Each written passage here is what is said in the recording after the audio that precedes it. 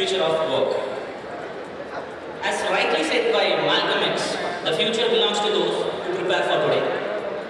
So, to make you vigilant about the future of work, we have an eminent panel discussion here. Let me welcome Ms. Limi Rose Tom, consultant ICTAK, to moderate the session.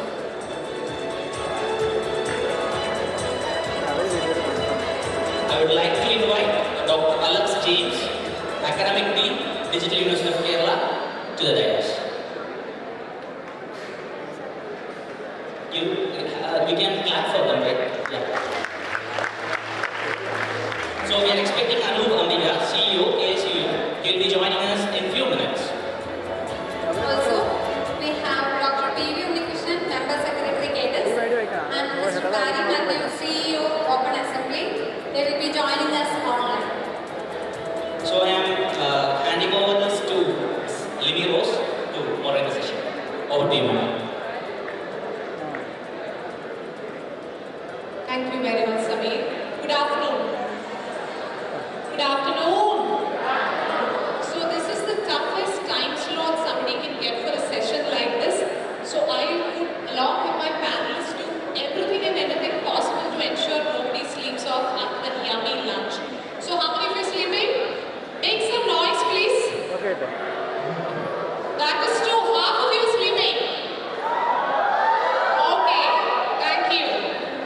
So, let me just start with introducing my panel. Hi Barry, we can see you from there, so he's joined from UK. Yeah. Hi. So we have with us on stage, physically present in here, this is how the future of work happens. You should at least know that we have humans, not an AI joining on panel. Maybe next ICSET we might have a humanoid joining in one of the panel discussions. So I have Dr. Alex Jameson here. He's the Academic Dean, DUK, a distinguished professor specializing in neural chips and AI hardware, with a notable tenure as principal investigator at AI Chip Centre, where he leads the development of chirally AI processing series for edge AI computing and industrial automation. He also serves as an academic dean at DUK, overseeing academic programs, accreditation, and research funding.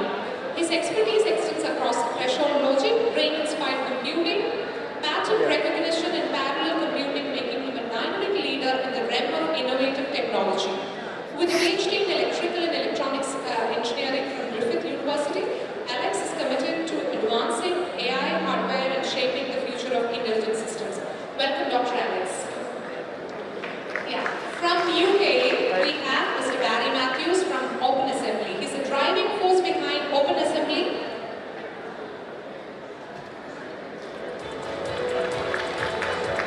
And a prominent figure in the future of work landscape as a CEO, talent architect, and blended workforce advocate. Barry's proven expertise lies in propelling professional services firms, tracking tech trends, and championing cloud RPA and talent transformation. He co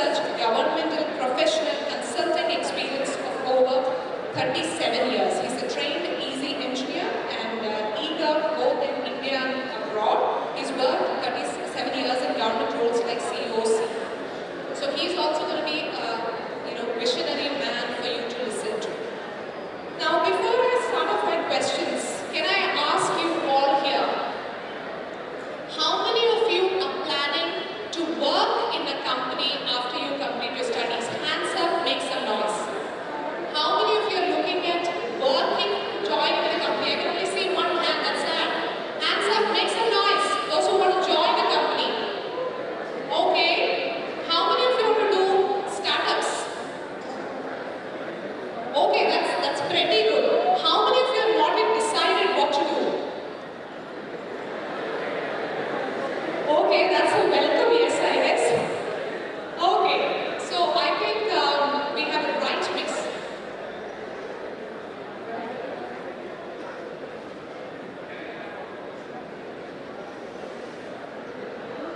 ഒരു choice കൂടെ ചോദിക്കുകയാണ്. ഒരു പണിയും ചെയ്യാതെ വെറുതെ ഇരിക്കണമെന്ന് ആഗ്രഹിക്കുന്ന എത്ര പേര്?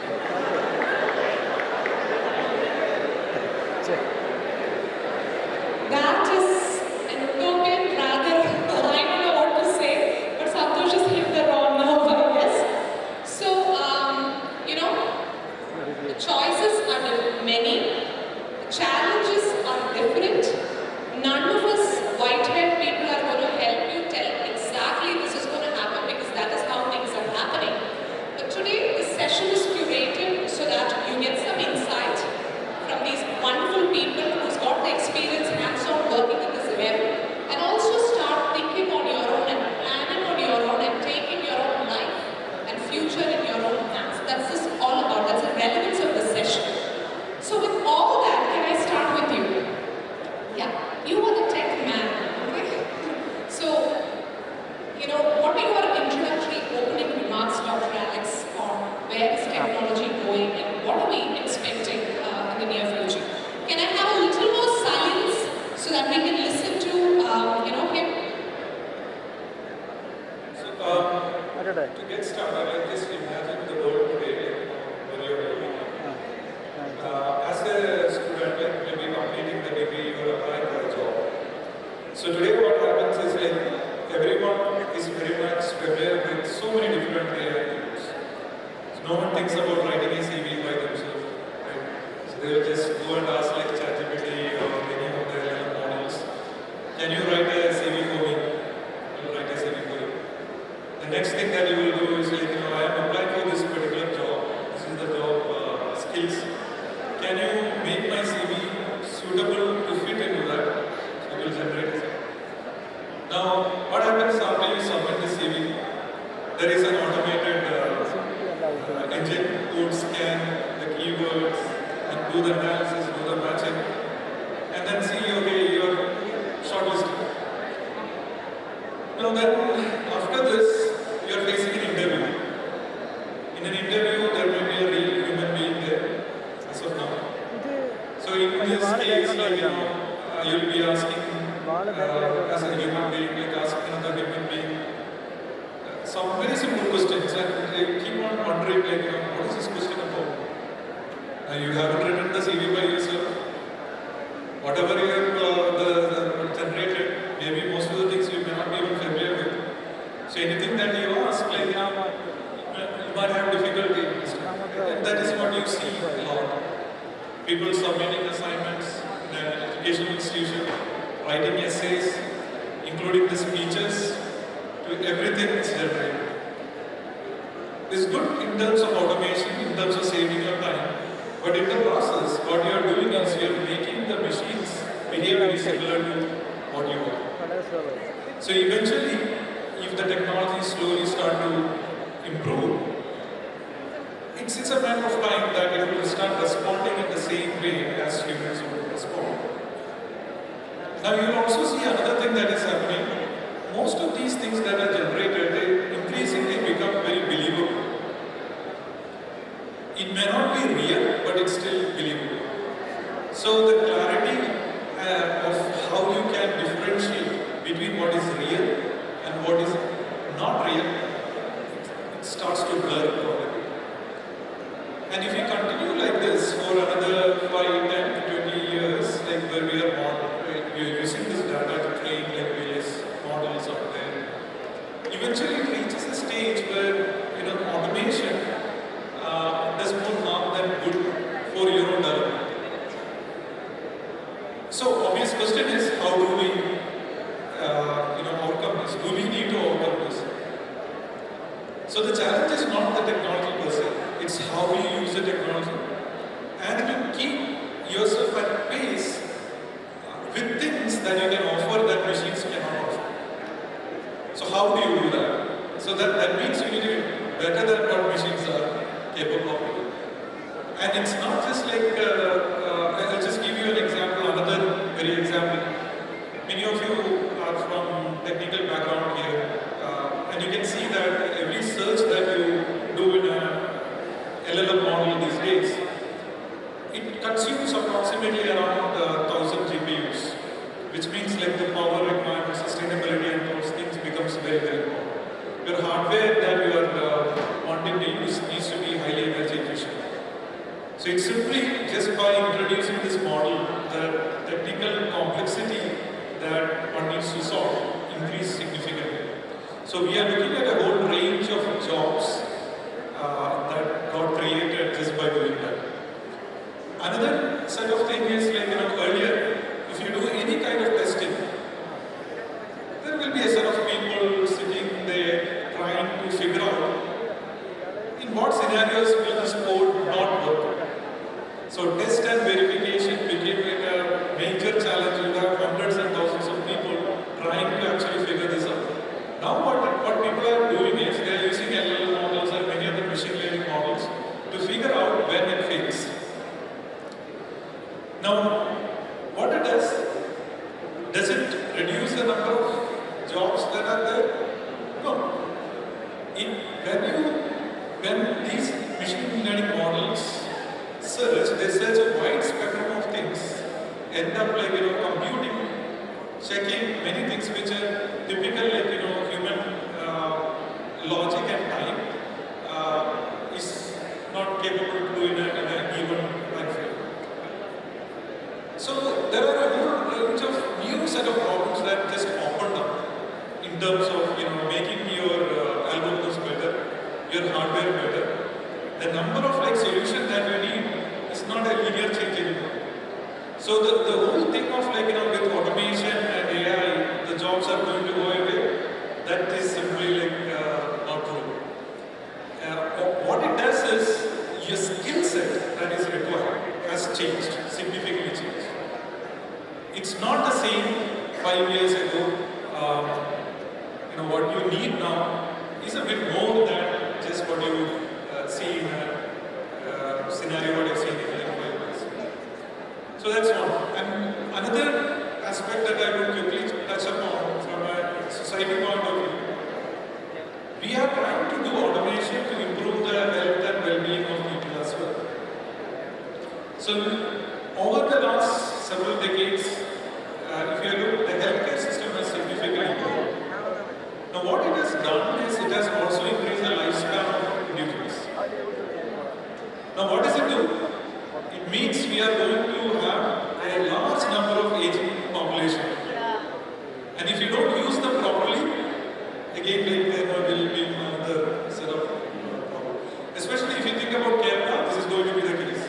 Give it another 15 years, 20 years, we are faced with not a young population, we have an aging population, and you need IT automation and many other things to make sure that we use those skilled manpower in an effective way, use technology in an effective way to see that social dynamic change. And one more thing that if you are looking at the future side, you need to see technology, all those things as partners. It's not going to be that it's going to be a robot comes in, an Android comes in the future, and that's going to take away the entire thing. So we need to frame policies, we need to create like frameworks, rules, regulations, where such things can be incorporated very early. So if you leave it for things to happen and then think about it, maybe too late. Because the change that we are seeing is like very fast. So we need to think about such dynamic changes in society with technology innovation. Yeah, that's a lot of food for thought for people working on technology, people looking for jobs, even policy makers. One question to the audience before I move to Barry to listen to him. How many of you already have a CV written? Hands up, please. How many of you have used the services of any of the AI tools to, make it better or smarter? Okay. So, thank you. So we create machines, we create codes. We wanted to do everything, and now we are like, oh my God, this is catching up, and I have to be smarter. That's where we are, catch-22. But like you said, the way we use it is very important. So on that note, can I come to you, Barry? Taking off from his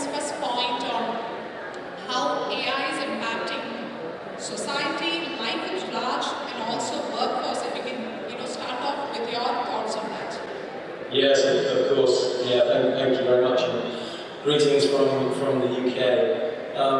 So, as Limi mentioned, I'm the Chief Executive of a company called Open Assembly. We are future of work experts. We specialise in future workforce models. And we were established with Harvard University back in 2019, based on a thesis that gig-style models, more flexible workforce models, would transform the way big businesses, global enterprises, source skills. And we have a community of about 4,000 businesses and people interested in that topic, and specifically in talent clouds. I'll talk a little bit more about this later. We have a consulting business helping big enterprises to establish these blended workforce models, and we are developing technology to make it as easy as possible for enterprises to tap into a global workforce. So I think to answer that question, what an exciting time to be entering the workforce. There's just so much change, so much happening, and it's all happening so quickly. You know, where we work, how we work, when we work, I suppose why we work, is transforming before our eyes. There's arguably been more change in the last 4 years than in the past 4 decades. It's just an incredible, exciting time to be entering the workforce. I'm quite envious. I'd quite like to be entering the workforce again. I've got 4 grown-up children that ranging from 18 to 24 who are all going into the workforce, and I find it incredibly exciting. And one of the big changes, of course, is AI. You know, every company, large and small, is thinking about the implications of AI on their business, or they should be. If they're not, then they'll get left behind. And whether you look at the research from Accenture or McKinsey or Harvard or IBM or whoever, a lot of the research will say that many jobs will disappear. It's arguable, of course, as the last speaker said. But I think everyone will agree that almost all jobs are going to be changed in some way by AI. So as businesses and as people, as individuals, all of us, we should be saying, how do we remain relevant in an age of AI? And one thing I think we all need to do is to get a much deeper understanding of the subject. We need to really be retraining ourselves, learning and unlearning and upgrading our sort of operating system, if you like. So we need to learn that the old way of doing things, the way that it's always been done, is not the future way of doing things. We've got to have an open mindset and prepare for and embrace change. You know, change is good. I was looking at some of the IBM research for this talk this morning, and IBM was saying that 30% of jobs will be replaced by AI in just 5 years, which is incredible, really. And of course, a lot more jobs will be created at the same time. And while we can, as I say, debate, no one really knows, but what is undisputable, as I said earlier, is that jobs will definitely change. I looked at some research by the New York Times, which predicted that the large language models, LLMs, will significantly help with tasks in a quarter of all occupations in the US. I mean, that's just huge. And it basically means that AI will be able to do at least some of the day-to-day tasks. And the thing that I found really interesting in that New York Times study was it basically said the more educated you are, the more AI will impact your jobs. So consider that. You know, the more you study, the more educated you are, the more AI will impact your job. Now, this is not necessarily a bad thing. There was a Pew Research report about a month ago that said that 75% of white-collar jobs that require a graduate degree will be changed by AI. So 3/4 of all jobs that require a degree will be changed by AI. But only 6% of jobs that don't require a degree will be impacted. So if you're a data scientist or a product manager or a software developer or a business analyst, AI will definitely impact your job. But if you work on a construction site or in a shop or whatever, then it will impact you much less. So the more educated you are, the more AI will impact your job. That doesn't mean that you will lose your job, of course, if you have a degree. It simply means that your job will change, or is very likely to change. And so what do you need to do? You need to understand how it's going to change, embrace it, and prepare for that change. As the last speaker said, AI is like a co-pilot or an assistant. It's a good thing to help you be better and more productive and create your CV, or to help you write that speech or that PowerPoint presentation. So you need to really understand how to leverage it the best you possibly can. But also I think we also as humans need to hone the skills that can complement AI or complement the machine.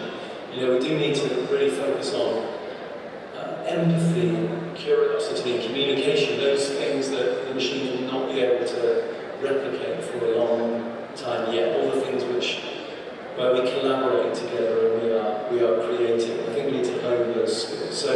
So I think the risk from an AI perspective is not losing your job, or not you losing your job to artificial intelligence.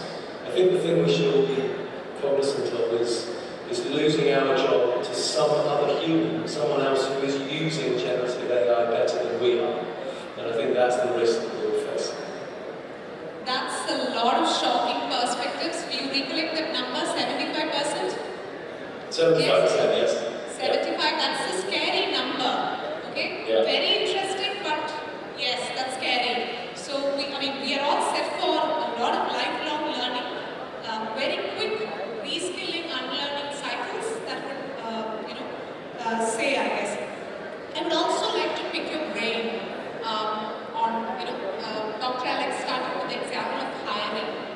A lot of workforce management practices might also change. Okay? 1, do you have a job? 2, are you working with humans? 3, okay, you have a job, you have human colleagues, but the way you work is managed also might change. On hiring, you have interesting perspectives. Would you also like to comment a little bit on changes that will impact once and when and if you get a job also? Absolutely, yes. So I think the way, like I said at the beginning, the way we work, how we work, where we work, is all changing. And if I think about it from a globalization perspective, and I've really worked in globalization all of my career, and I'm seeing a big shift from big companies in the US or in the West outsourcing or offshoring work to low-cost locations. And it's obviously been fantastic for the Indian economy over the last couple of decades. But you're seeing globalization change to be talent globalization, so that where companies anywhere in the world get access to the best talent, the best skills, wherever they are located in the world. And that, I think, is a really good thing. It's really changing the way we think about what work is. And if you take a step back and you think about that for a second, talent is universal. There are brilliant people all over the world, and whether that's the audience we have today, sitting in Kerala, or it might be doing some work with a talent platform who specialises in Africa, so people in Kenya, or in, let's keep the case going, in Kuala Lumpur. It could be anywhere in the world. There are brilliant people. Previously, if you wanted to get a good job, you've had to move physically and relocate your family quite often to Silicon Valley, or New York, or Delhi, or London, where the big opportunities were. The technology is changing all of that, and we're creating opportunities for a workforce which is globally dispersed, who can work for anyone in the world, where you're no longer restricted by geography, and that opens up loads of doors. If a client of mine is now looking for a software development team, they can search in the cloud. They don't need to say, well, I want it to be in the Philippines, or I want it to be in India, or I want it to be onshore in the States or in the UK. They basically say, I want the best people to do the job. And those people can be physically located anywhere in the world, as long as they are good people and they're able to deliver the right product. So technology enables that, and specifically digital platforms that match supply and demand. So a company's demand for a skill with the supply of that skill, that talented person, wherever they are in the world. And I think that's a really, really good thing, and a really exciting thing, because it creates opportunity. But then, to answer your question, on the other side, as people, as humans, as individuals, we are starting to think differently about what work is, and that also opens up opportunities. One of the things driving that is more young people going into the workforce and just challenging the status quo and saying, what is a job? What do I want my life to be orientated around my job, my work? Or do I want my work to fit into my lifestyle? And many younger people are saying,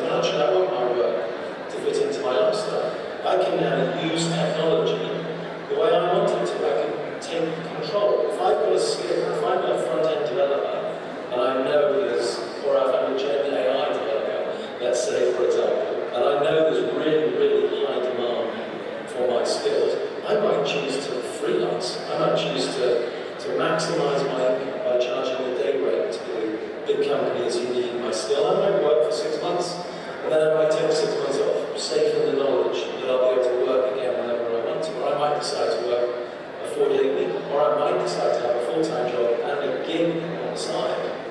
And so having an open mindset about how we work, and not just necessarily taking a full-time job, opens up huge opportunities for the workforce to think differently about how they generate income. But it also enables big companies to think differently about what their workforce should be. Should it just be a TCS for the parts with 600,000 employees, or like TCS are doing with their talent cloud? They think, well, I want hundreds of thousands of brilliant employees. I also want a private talent cloud of brilliant experts who are freelance, who've been background checked and trained, and I can tap into them on demand, just like a cloud computing model, as and when I need them. And that's fueling a really significant change in the workforce. There are currently 1.5 billion freelancers in the world. That's 47% of the global workforce. Now that includes, obviously, drivers and just eat and delivery or take out and all of the blue collar gig workers as well as the white gig workers, and it includes contractors and those who work for agencies. But it's a hell of a lot, 1.5 billion freelancers in the world. Now 50% of all digital workers currently are freelancers. Again, that's just incredible. It's soon going to be the most common way of working in technology. And I see it day in, day out with companies that we work with. And so I think it's a super exciting time, again, going into the workforce to say, do I want a full-time, a proper job, if you like, a traditional job, or do I want to take my skills and see what they are worth in the market and work in a more flexible way, or do I want both?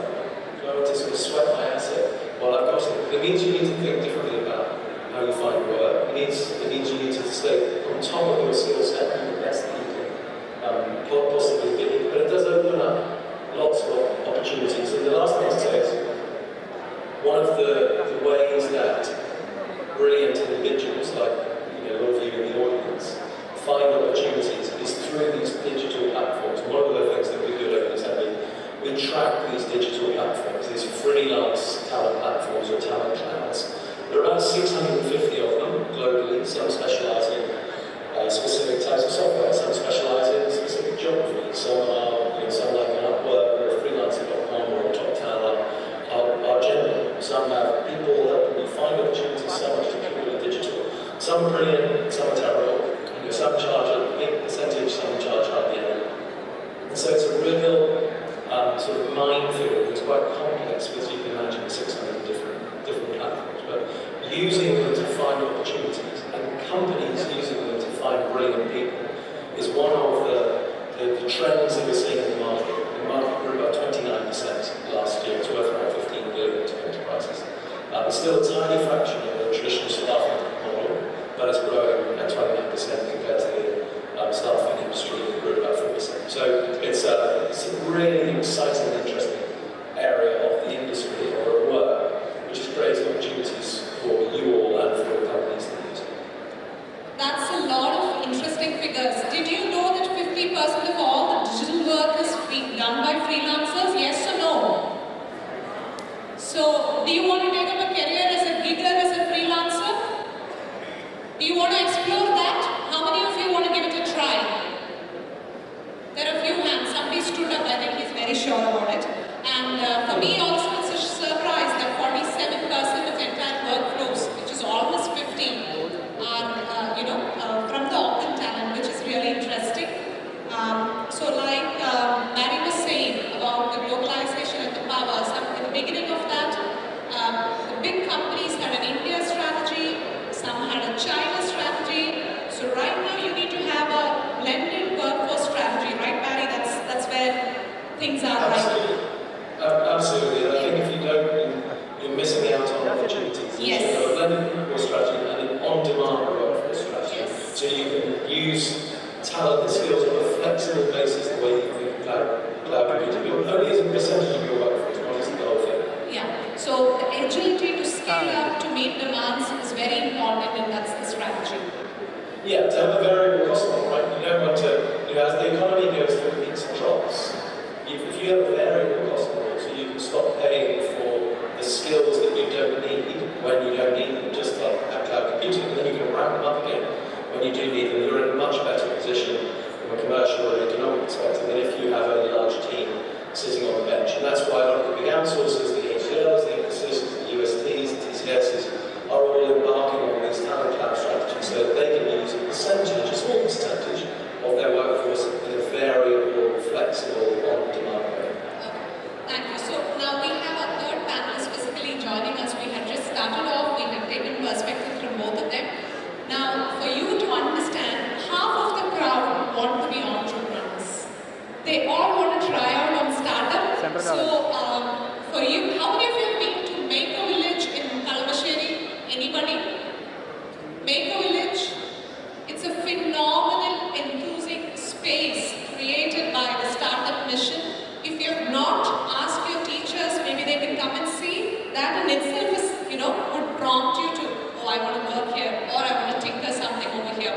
So this is the man whose team, he and his team is behind creating such an ecosystem, which is so inspiring, enthusing for people to try their hands at, startups and entrepreneurial dreams.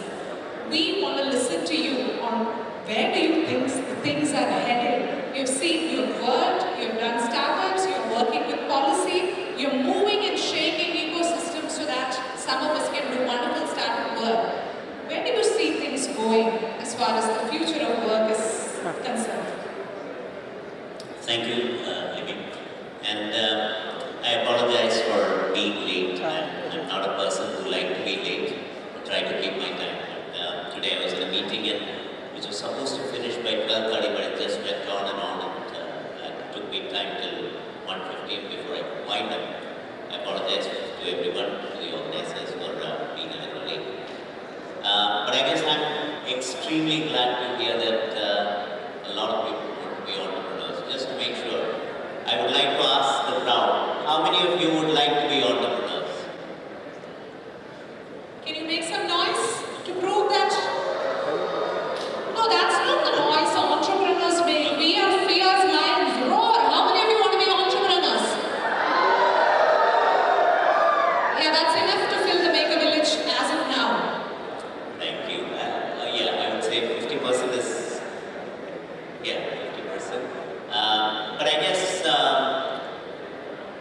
the atmosphere is right, I would say. I was just having a discussion with a panel of journalists who were talking to me about what has changed in the last 10 or 15 years. So I just want to let you guys know that the environment of Kerala over the last 10 or 15 years, ever since Kerala Startup Mission was formed, has tremendously changed. So there is a lot of passion from the students, a lot of passion from the professionals, and more importantly, parents have started to accept entrepreneurship as a fashionable profession. Very important, because for us that's a big factor. Any parents in the crowd? Because it's always, many times, the student wants to tinker, but the parents would say, no, that's not safe, that's too risky, right? We would stick with what? PSC jobs. Yeah, I would put it on a little lighter note. Even though people don't like to get married these days, one of the dipstick benchmark that we used to have is, if you're an entrepreneur, will you be able to get married? What was a worry 10 years back is not a worry anymore. I mean, boys and girls look at each other and say that, oh, if you're an entrepreneur, you are a fashionable person and it's a good career. So there is a lot of social acceptance that has come to entrepreneurship. But I guess at the same time, since today our topic is going to be future of work, and I'm pretty certain that Alex and Barry probably has given a lot of figures. But one figure that we keep hearing on and on from various quarters is that around 90 million jobs will disappear. And around 60 million jobs will be newly created as part of the process, which would still leave another 30 million people unemployed from the current scenario. So who would be the most wanted people as we move forward in an era where a lot of things are going to be disrupted by, AI? Everybody is talking about it. What are some of the jobs that possibly could get disrupted, and what are some of the changes that it could bring into the workforce? So I just want probably a little bit of an interaction. It's a big crowd. I don't know if they have a mic to themselves. We can give. Please ask. So what do you think? If anybody can come and say, what are some of the jobs that might go away in the days to come? Anybody think of a job that might disappear? You have heard about the future of jobs for the last probably 15-20 minutes. But if somebody can tell me what job is going to disappear? I think we'll first give chance to a student, right? Second priority to you. He's not a student. He's not a student. Any of the students Any of the here? students, and then yes. You think all the jobs are going to be safe? Which would be one job which would go away? Anybody can raise their hands and ask for the mic. Or just scream out, we can hear you. Any job. Okay, we are talking about future of jobs. You are supposed to tell us what jobs are going to go away in the future. Anybody can think of anything.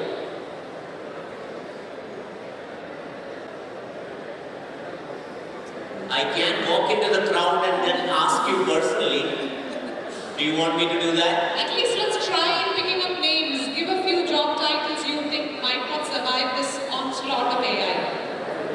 Because what is the point if we keep on talking to people and we don't get a response? Yeah, Mountain is moving to Abdullah before he pick you by What name. job do you think will go away? Clerical jobs. Clerical jobs are going to go away, where somebody will sit and write on the paper.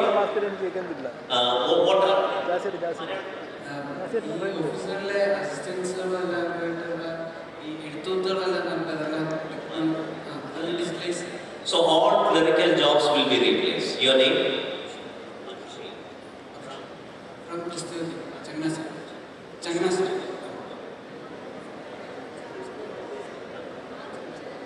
All call center jobs will go away. Clerical jobs will go away. Anybody else?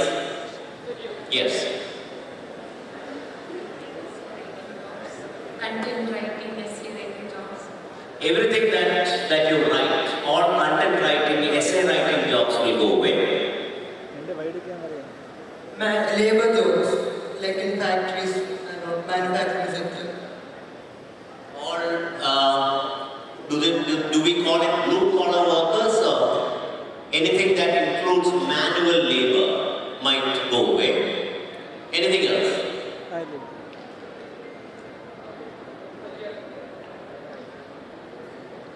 You could have very well got up and gave me this answer. You didn't have to make me walk all the way here.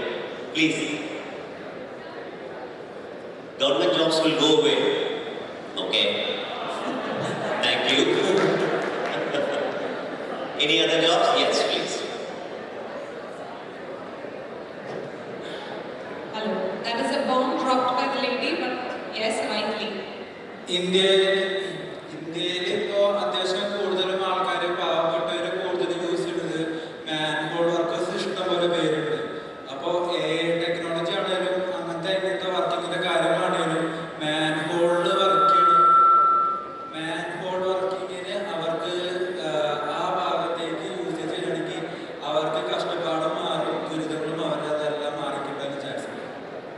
Manual laborers എന്ന് പറയുന്ന ആ ഒരു category തന്നെയായിരിക്കും ഇത് വരുന്നത്. Do we have a mic here somewhere? No. Okay. I don't know how to get there. If you can come this side.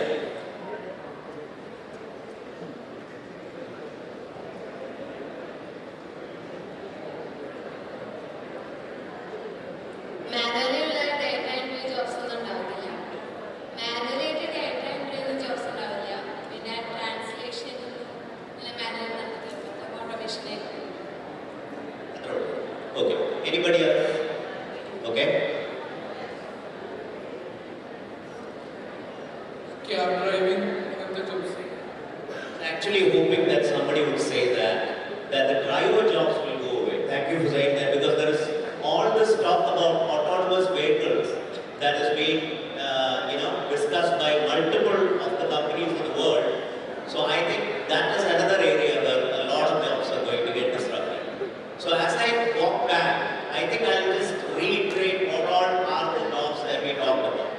Somebody said that the clerical jobs are going to go away. Somebody said that all the manual labor is going to go away. Somebody said that the content writing is going to go away. Somebody said that the manual scavenging is going to go away. Somebody said that, the driver jobs are going to go away. How about software engineering? Because that is what Santosh teaches quite a bit as part of the ICT Academy. Do you think that's going to stay? How many of your students have something computer? That is a huge population. So you think software engineers are going to stay?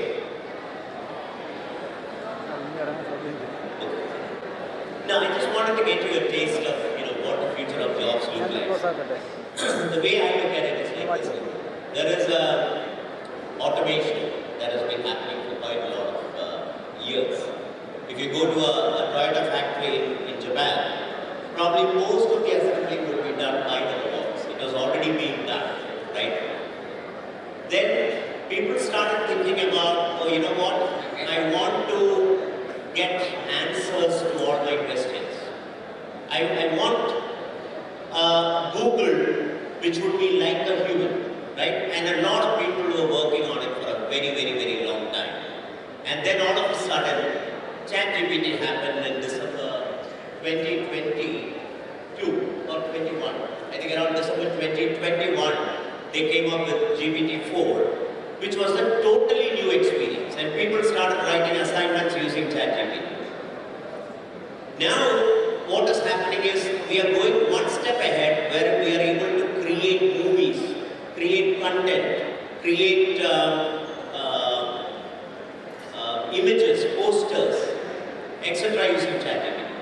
And the next step is going to be an AI which will also have some emotions associated with it. And people are already working on artificial neuron projects. So things are on that side is going in a larger fashion, which will probably take the 10-20 years horizon for that to happen. But in the meanwhile, I think the driver jobs are going to get disrupted, but what is going to happen is the EV and the autonomous vehicle revolution. So we will see a large number of people actually working on that front. You are seeing a big revolution, as Mary rightly mentioned. One of the guys who actually worked for me resigned, and I said, Raj, why are you resigning? Can I match your salary? And he said, no, I'm going to sit at Varkala and I'm going to make $80 per hour, right? And will you be able to match that salary? No, I won't be able to match that salary. So the gig economy is definitely taking shape. But from a software engineering perspective, what I'm more worried about is the automation of the entire software engineering process. The low-code platforms, the Microsoft acquisition of GitHub will eventually result in an auto-code-generated platform, which will probably take most of the redundant programming jobs away. So what is it that you would do as you move forward in the future is one of the big questions. And Alex here keeps telling me that everything associated with all this will have electronics with it. So electronics is going to be a major trust area, because your car will have electronics, your lights will have electronics, your fridge will have electronics. A lot of sensors are going to be associated with every single gadget that you are going to use. And we, as a country, has not invested much into electronics. And I personally believe that that is going to be a huge thrust area as we move forward in this changing landscape. Very important points, and I'm sure that you've started thinking about it. Even Barry spoke about an example like this. You don't have to go to Kansas. You can sit in Kakinada or sit in the Pachappan Harinaga of your Taravada and still be a freelancer doing global work for global clients. That is a possibility that the future of work holds for you. But a lot of people, they thought only an exodus, only a physical shift was possible. Mary gave a lot of examples. But for you, you can still, use one of the places here and there. Now let me go back to you and Mary again. Can you quickly give some insights about reskilling, upskilling, unskilling, and the whole conundrum of how do we go about that? I purposefully didn't touch upon that before because that's a topic on its own. So when Anoop was asking this question, I was about to answer like professors go ahead with this. So the first thing is like when you need to think about skilling. The first part of it is unlearning. Most of the time in educational institutions, you are told to work in a particular way. And there are skills attained in one particular way. Now there is a problem with that because the technology landscape keeps on changing. So the question that you need to ask is, one, definitely you want to be very skilled in that. But at the same time, you also need to forget that okay, sometimes you simply need to forget it. Like the skill is anyway not useful today. So I need to learn something new. And how quickly I can learn it. So the shift changes from skilling to something like idea of learning itself. How do you learn? How do you be creative? How do you solve problems? How can you think innovatively? So if just imagine the exam papers today. In universities, most of the exam papers you would have, say someone learning computer architecture, you would have a textbook, and in the textbook you would have a set of questions, and people prepare those, and you write an exam, get an A grade or B grade, and based on the grades you would say you have learned something good on. Now if I ask the same student who studied computer architecture, give him a chip, show him the diagram, circuit diagram of it. Tell me what this chip is, or what is the architecture, and how many will be able to figure out. Now forget about the chip, let's look at the resistor. Every other student goes to a lab and sees a resistor, but no one knows how to make a resistor. No one knows what is inside it. And so, because no one asks those questions. So it's very important that the education systems change first. Think about like the process of learning more in everything that is done, rather than focusing on the knowledge component, because knowledge component keeps on changing. So in digital university, for example, I was pushing to remote teaching. So in our many of our courses, we don't have like something like a traditional lecture. We have a more like an experiential system, put in the lab, give them like something, figure out what this is. Then the first question the students would ask is like, where is the textbook? I said, no, there is no textbook. You have to look at the manual, you have to look at like, search internet, you use ChatGPT, you use anything, but figure out the solution. So learning goes a bit more than skilling, because that's what, as humans, you need more than machines. Machines are good at learning, and that's why they are able to beat us in almost all the things. But we forgot that learning is the important part. And if you look in a human evolution, like when you are born till now, the amount of knowledge that you acquired, many of the things you forgot. Even the universities, like someone did an engineering or a science degree, you would have maybe something from 40 to 60 subjects. 10 or 15 years later on, you ask like anyone, what was that subject that you learned? It will be very difficult for most people to even list the 60 subjects or 40 subjects. So the whole emphasis of too much on the syllabus, curriculum, and all sort of things are not doing any good to the growth story that we are talking about. What we need is people who can solve problems and who are well take up those things. Tomorrow, maybe your workforce looks like 50% robots and 50% humans. And when people apply for the jobs, you're competing with the robots, right? And the other part of the gig economy that we have talked about, one thing that is missed out is inclusivity. What it does is, you're opening up the whole debate on inclusion.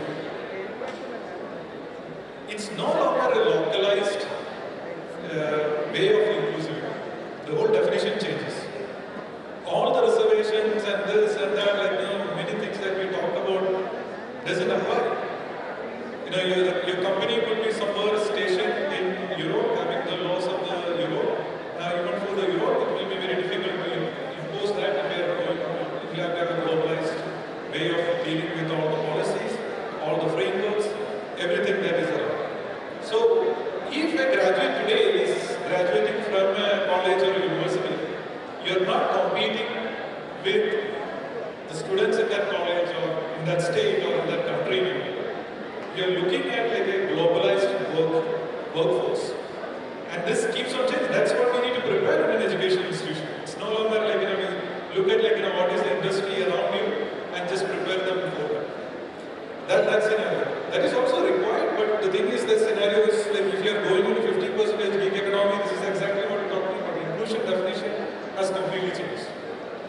That's a very pertinent point taken up from the discussion we had. Diversity is not going to thrive without systems on inclusion, and there is equality versus equitable growth and opportunities.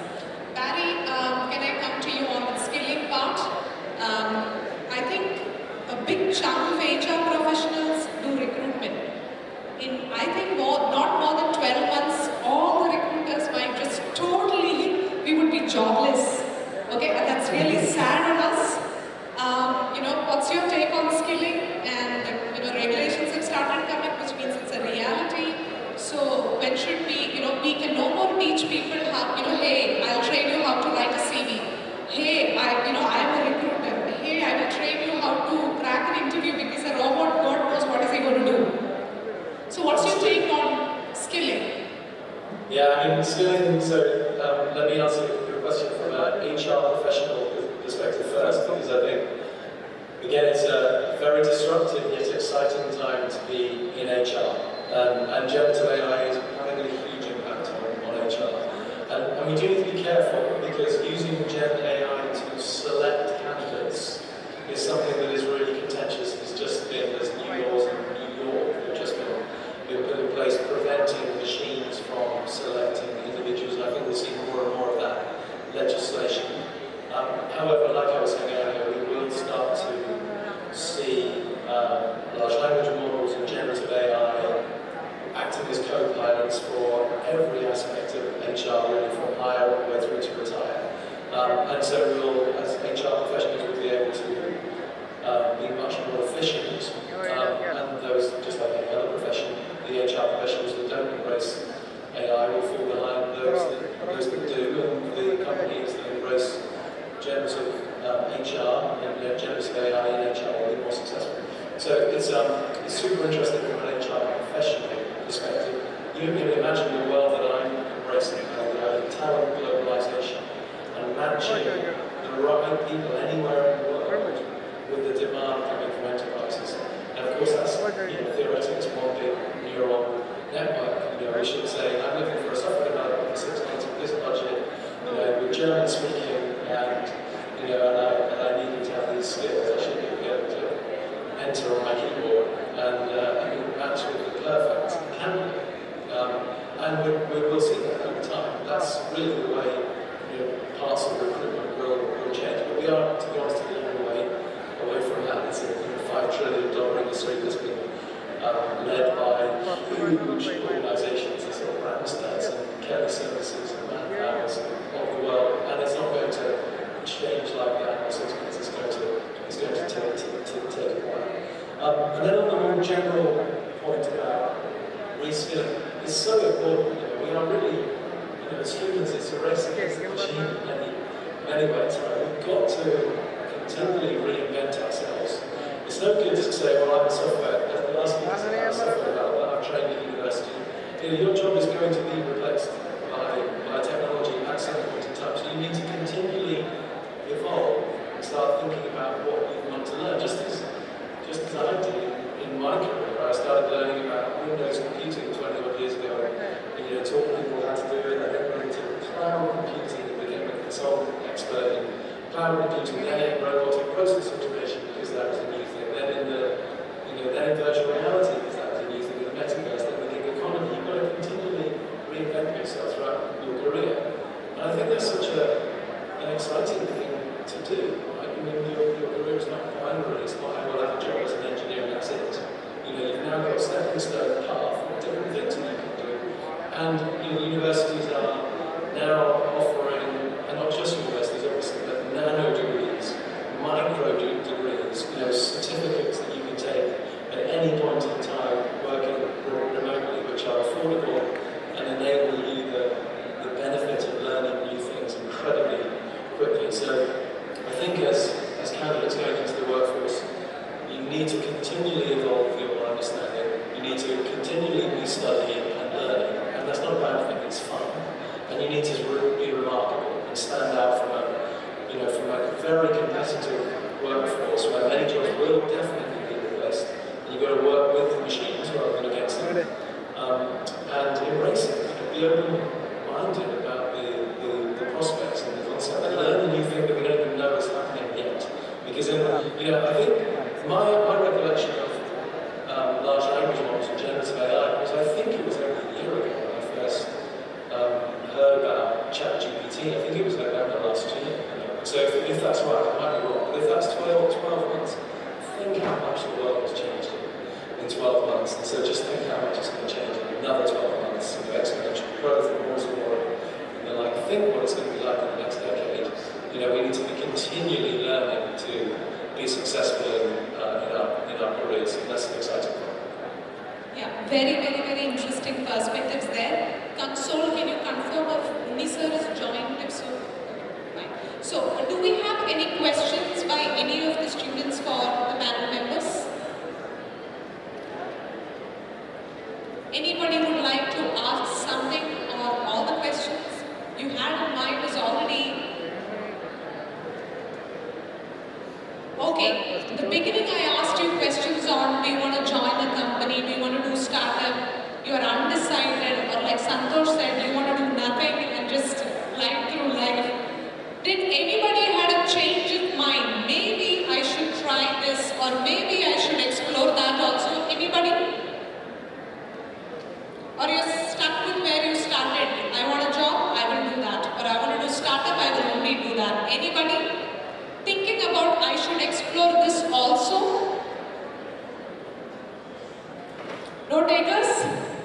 Okay, the whole idea is if you don't evolve with this, you might be one of those hundreds of millions who will be left behind in the drastic changes which nobody can predict. We used to have predictions, right? This is going to happen, that is going to happen on everything. Now we don't see that because nobody can predict. So please understand, we no more have a crystal ball. All you have are panelists like this who can give you perspectives on these are the directions where you should be focusing so that you're not left behind or it doesn't affect you drastically. We had a lot of different perspectives. If there are no questions, I will take one last remark from each of the panelists and conclude the session. I started with you, you can... That I have to mention here, a lot of your students here don't worry much about AI, studying too many things in AI. If you're a physics graduate, study physics properly. If you're a maths graduate, study your maths really well. Why? Because that AI can be used in almost all the fields. So if you use AI as a tool, whatever field you are, you can make use of that to improve or solve problems in that field. And today, increasingly, you would see when jobs and all these things are, this is a very serious problem. If you look at how many people graduate in what disciplines, there was a time, you would see a mechanical engineer will go and work in IT, right? Civil engineer will work in IT. Architect will work in IT. The best job used to be getting into IT. The IT now changed to like data science, AI and so on and so forth.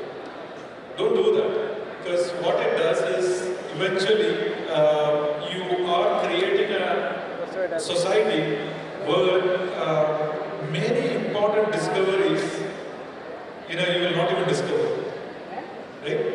You will not see, if you want to see India as a very serious technology, science and technology, power, it's important that our physics is strong, our mechanical engineering is strong, our civil engineering is strong. The solutions, if someone is building, say, a bridge, a computer scientist can't build a bridge, right? You need someone with an expertise in civil engineering to build it. If you are going to build better automotives, aeroplanes, and so on and so forth, you need aerospace engineers.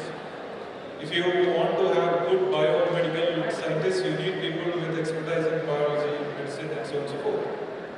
So focus on that and use AI as a tool and learn and have a habit, build a habit to learn and solve problems.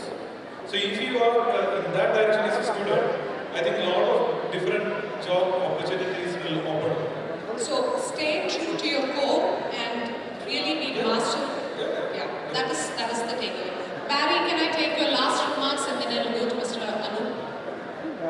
Sure, and I absolutely agree with the last speaker. I think having a specialization, having a discipline, and then that discipline being disrupted, impacted, benefited by technology, that will definitely happen. So have a specialization, I think it's really good advice. My final thoughts are, think like a sponge, learn, be absorbed, and be excited by the future. Definitely continue to learn throughout your career, embrace and tackle the new thing.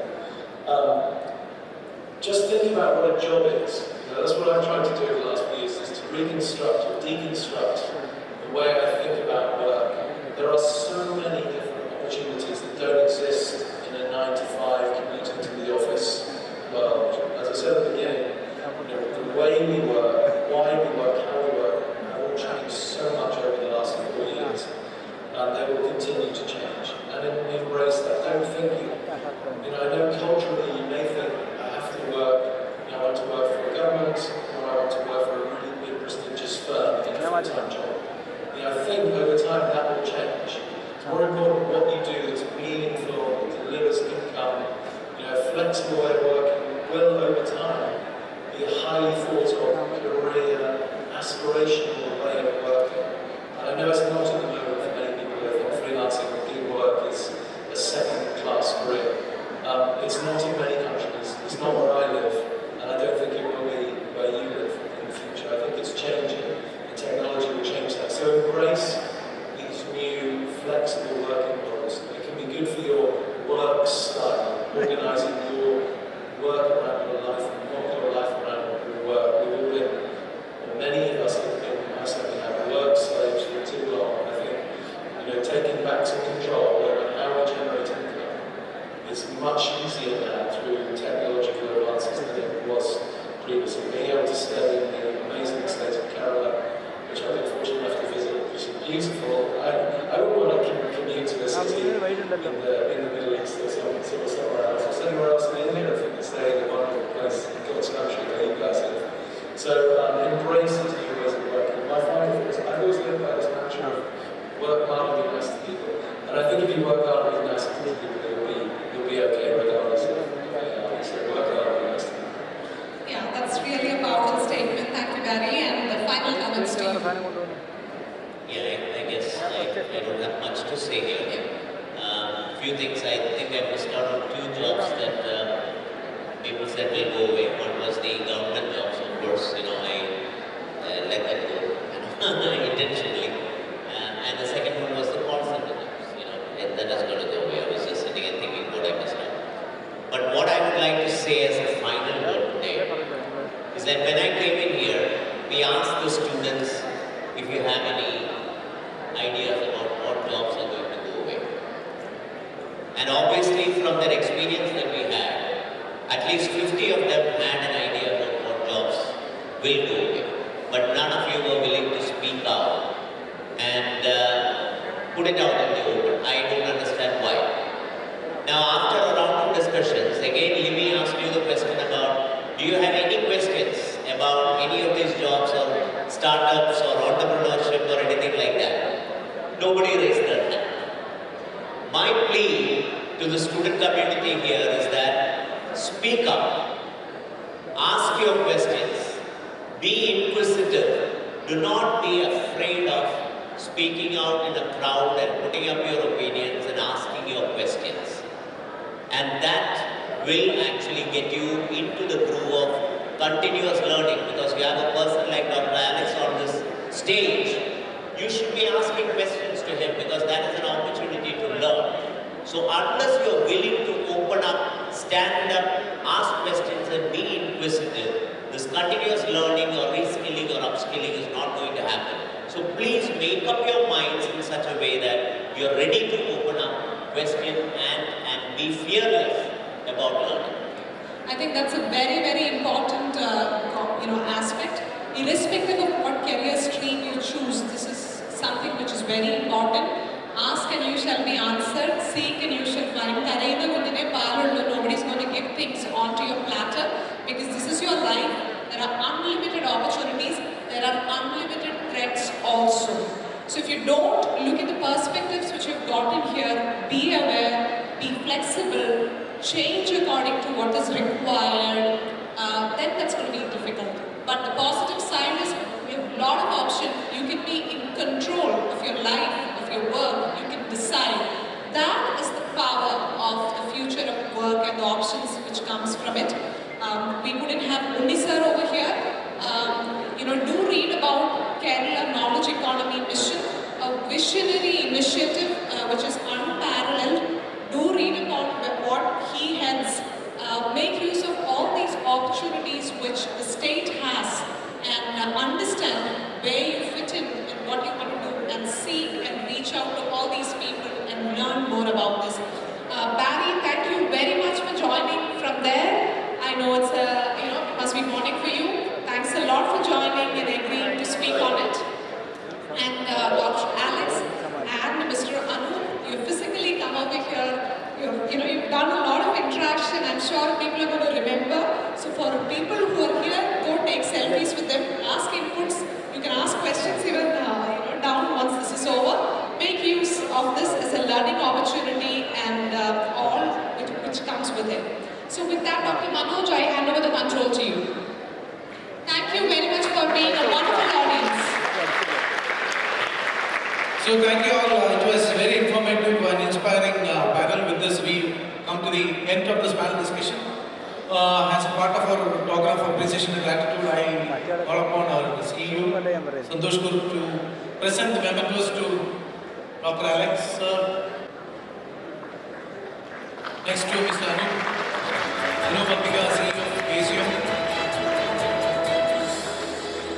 But last but not least, our own family member and president of ICT, Limi Rose.